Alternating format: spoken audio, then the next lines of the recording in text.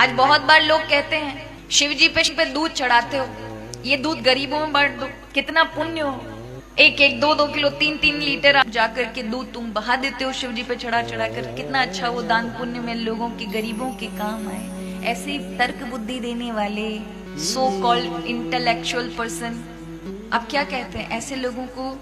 हमें भी बड़ा लगता है कि ऐसा होना चाहिए भैया, अपने शिव जी तो बड़े भोले हैं, 100 ग्राम दूध से ही राजी रह जाए, इतना सब करने की क्या जरूरत है।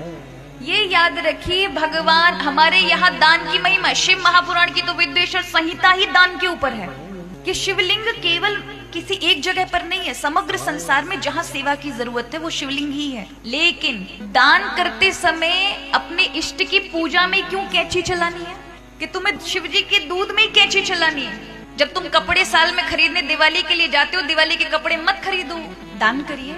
सिनेमा घर, मार्केट देखने जाओगे, कहीं किसी पिकनिक स्पॉट पे जाओगे, कहीं किसी, उनमें खर्चे कम करिए और दीजिए।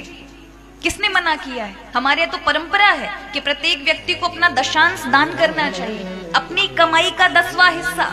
समझो आपके जीवन में भगवान के साथ संबंध है, भगवान के साथ आपका कनेक्शन है, तुम्हारी ओर से नहीं भगवान की ओर से। तो कैसे पता चले कि भगवान का मेरे साथ संबंध है? तुम घर से लिस्ट लेकर जाओ लेकिन भगवान के सामने सब भूल जाओ, समझ लो इस बार भगवान ने बुलाया है, तुम नहीं आए, उनका कनेक्शन तुम्हारे साथ है, तुम भूल जाओगे। और जब मंदिर से आओगे तब तुम्हें लगेगा तुम्हें जो बोलना था वो तो तुम बोल ही नहीं पाए। पर याद रखना, जब तुम भूल जाओ, वो चीजें याद ना रहे, सिर्फ प्रभु ही याद रह जाए, तो तुम्हारी सारी इच्छाएं पूरी हो चुकी हैं, यानी वो सब चीजें सुन ली जा चुकी है। नहीं तो फिर क्या होगा?